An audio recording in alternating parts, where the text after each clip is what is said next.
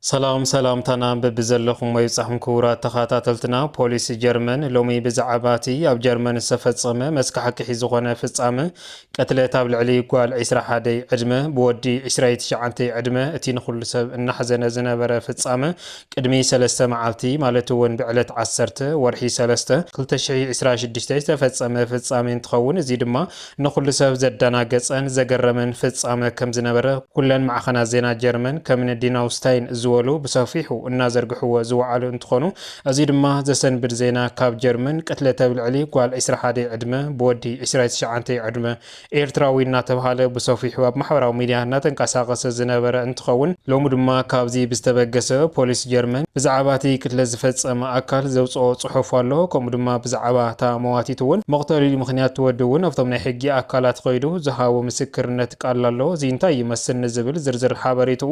ናባኹም ክነብር ንኸውን ማለት እዩ ካብ ጀርመን ዝስምዑ ዜናታት እስካብ ዝዓለት እዚኣ ንኩሉ ሰብ እናፍርሕን እናስካሕክሕን ዝርከብ እንትኸውን ቅድሚ 3 ወርሒ ጓል 39 ዕድመ ክሳዳን ኢዳን ቆሪጾም ናብ ኣስፋልቲ ከም ዝደወረዋ እዚ ገበን እዚ ዝፈጸመ ድማ በዓል ገዛኣ ኮይኑ ካብ ጀርመን በምህዳብ ድሕሪ ሰሙናት ድማ ብክንደይ ኣልሻ ኣብ ኢትዮጵያ ከም ዝተሓዘ እናተፈለጠ ነይሩ ኣብዚ ቀረባ መዓልቲ እዚ እውን ኣብ ልዕሊ የስየፍ ዝበሃል ህፃን ወዲ 14 ዕድመ ዝበፅሐ መቕተልቲ እውን ንኩሉ ሰብ እናስካሕክሐ ከም ዝነበረ ዝፍለጥ እዩ ሎም ድማ ናይዚ መቐፅልታን ንኩሉ ሰብ ዘስካሕክሕ መልክዑ ኣብ ገዛ ኣስከሬና ቆራሪጹ ድሕሪ ምካድ ኣብቲ ገዛ ተዓፂዋ እያ ተረኺባ ነይራ ነገር ግን ፖሊስ ጀርመን ቅድሚ ሓደ መዓልቲ በቲ ዝሃወ ቃል ነቲ ኣፍቃሪኣ ቀጥታ ብዘይ ምንም ተቃውሞ ከም ዝሓዝዎ ዝፍለጥ እንትኸውን ሎሚ ድማ ብዛዕባ እቲ ኣፍቃሪ ኣብቶም ናይ ሕጊ ኣካላት ከይዱ ዝሃበ ቃልን ብዛዕባ እታ ዝሞይታ ዘላ ኩነታት ማለት እውን ናብ ጀርመን መዓዛትያ ካብ ኤርትራ መዓዘያ ከይዳን ዝብል ዝርዝር ሓበሬትኡ ናባኻቱም ክንብ ንኸውን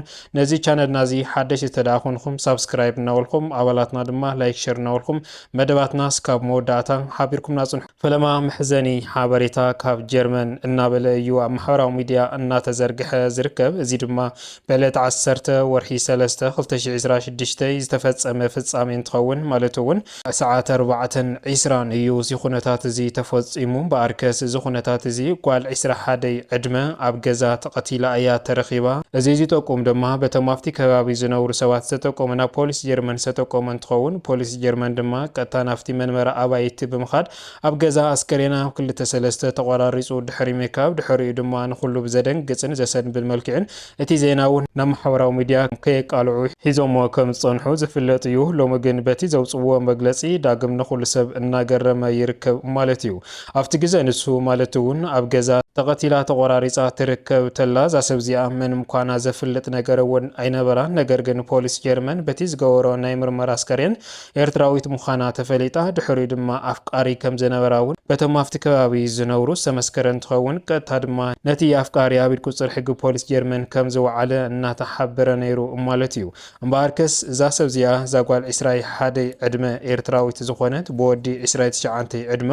ኤርትራዊ እያ ተቐቲላ ዘላ መቕታል ጥራሕ እውን ኣይኮነን እቲ ኣስከሬና እውን ቆራሪጹ ኣብ ገዛ ሰብ ንኸይሪኣ ኣጻጺኡ ከም ዝኸደ እዩ እናተሓበረ ዝነበረ ኣብ ጀርመን ተደጋጋሚ ዝኾነ ዝሕማቕ ዝኾነ ፍጻመ እናተፈጸመ ይርከብ ቅድሚ ሕዚ ኣብ ጓል 39 ዕድመ ኢዳን ክሳዳን ቆራሪጹ ኣብ ሃይወይ ዝበሃል ቦታ ተደብርያ ከም ዝተረኸበት ዝፍለጥ እዩ እዚ ክቆራርጻ ዝኽኣላ ድማ ኣፍቃሪኣ ምዃኑ ኣብቲ ግዜ ንሱ በቶም ናይ ሕጊ ኣካላት ፖሊስ ጀርመን ድሕሪኡ ድማ ኣብ ኢትዮጵያ ከም ዝተሓዘ ሓበሬታታት እናተሓበረ ነይሩ ማለት እዩ እምበኣርከስ ሎሚ እውን ፍልይ ብዝበለ መልክዑ ኣብ ገዛ ቆራሪጹ እዩ ገዲፍዋ እዚ ሰብ እዚ ግን ቀጥታ በቶም ፖሊስ ጀርመን ዝተሓዘ እንትኸውን እስካብ ዝዓለት እዚኣ ድማ ምርመራ ዝነበረ እንትኸውን ፖሊስ ጀርመን ሎሚ ዘውፅኦ ጽሑፍ ድማ ብዝገርም መልክዑ ንኩሉ ሰብ እናደንገጸ ይርከብ ማለት እዩ እዚ ወዲ 29 ዕድመ ቀታሊ ነታ ጓል 21 ዕድመ ኤርትራዊት ዝኾነት ካብ ኢትዮጵያ ፕሮሰስ ገይሩ ካብ ዝወስዳ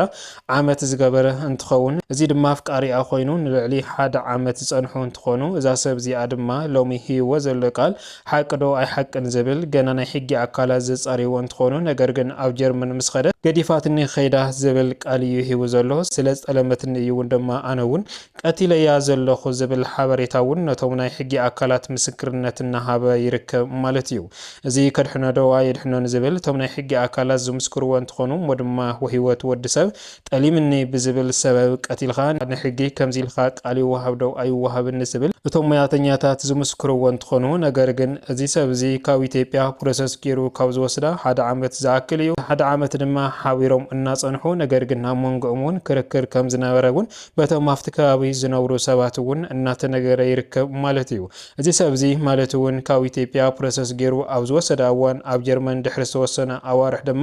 ንወልድ ዝብል ሓሳብ እዩ ኣልዒላ ይብሉ እቶም ኣብቲ ከባቢ ዝነብሩ መስከርቲ በኣልከት እታ ጓል ኣንስተይቲ ወድማ እታ ቅትሊ ተፈፂምላ ዘሎ ጓል 21 ዕድመ ንክትወልድ ፍቃድ ስለ ዘይነበራ ኣብዚ እዋን እዚ ድማ መንጎኦም ዝተፈጠረ ክፍተት እዛ ሰብ እዚኣ ካብኡ ክትፍለይ ኸኢላ ድሕሪኡ ድማ እዚ ሰብ እዚ ወይ ድማ እዚ ወዲ 29 ዕድመ ኣብ ልዕሊያ ሕማቕ ሓሳብ ሓሲቡ ሎሙ ድማ ኣብ ገዛኣ ቀቲሉ ቆራሪፁ ገዲፍዋ ዘሎ ማለት እዩ። ክቡራት ሰማዕትና ብጣዕሚ እዩ ዝሕዝን። ብፍላይ ድማ ብፕሮሰስ ጌርካ ካብ ኤርትራ ይኹን ካብ ኢትዮጵያ ኮታስ ካብ ዝተፈላለዩ ናይ ኣፍሪካ ሃገራት ናብ ዝተፈላለዩ ናይ ኣውሮፓ ሃገራት ኣብ ዝኸደሉ እዋን ኣብዚ እዋን ድማ ዘይምስምዕማዕ ኣብ ዘጋጠመሉ እዋን ሂወት ክልተ ሰባትን ሂወት ደቂ ኣንስትዮን እናተቐዘፈ ይርከብ። እዚ ድማ ብኣብዝሓ ቅድሚ ሕዚ እውን እናጋጠመ ዝመፀ እዩ። ከም እንብለኩም እታ ጓል 39 ዕድመ ኤርትራዊት ምስ ጓላ ተቐቲላ ዝተረኸበት እውን ናዚ መነሻ እዩ እናተባሃለ ከም ዝነበረ ዝፍለጥ እዩ። እምበኣርከስ እታ ጓል 21 ዕድመ እዚኣ ብዕለት 10 ወርሒ 3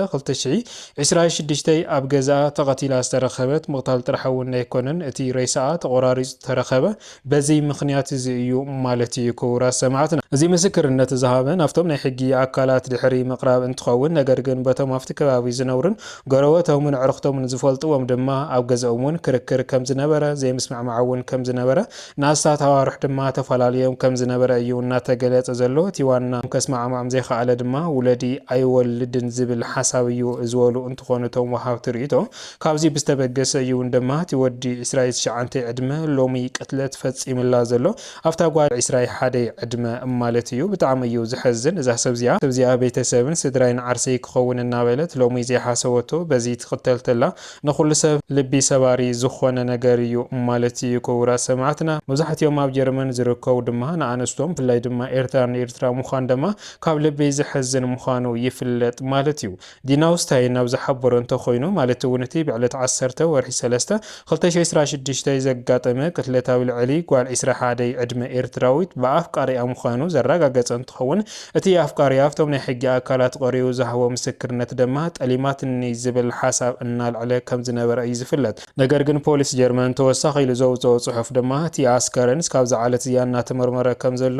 እቲ ሰብ እዚ እውን በቶም ናይ ሕጊ ኣካላት ተታሒዙ ከም ዘሎ እዩ እናተሓበረ ዘሎ ማለት እውን ኣብቲ እዋን ምቕታል በይነይ ኣይኮንኩን ነይረ ምስ ሰብ እየ ዝበለ ዝተወሰኑ ሰዓታት እውን እውነይ ስሒተ ዝብል ዘረባታት እውን እናተዛረበ ምስቲ ምዃኑ ካብዚ ብዝተበገሰ እምበኣርከስ ተወሳኺ ምርመራ ከድሊ ተባሂሉ እስካብ ዝዓለት እያ እቲ ኣስከሬን እናተመርመረ ዘሎ ማለት እዩ። እቲ ቅትለት ወይ ድማ እቲ ሓደጋ ዝተፈፀመ ኣብ ጀርመን ፍሉይ ቦታ ኣብ ደሊንገን ዝበሃል ቦታ ዝተፈፀመ እንትኸውን እስካብ ዝዓለት እዚኣ ድማ ኣብቶም ከባቢ ደሊንገን ዝርከቡ ነበርቲ ጀርመን ዝኾኑ እውን ምስክርነት ንኸውን ኣብቶም ናይ ሕጊ ኣካላት ፖሊሲ ጀርመን መፀዋዕታ እናተገበረሎም እዩ ዝርከብ ማለት እዩ። እምበኣርከስ ንሎሚ ዝወናዮም ዝርዝር ሓበሬታና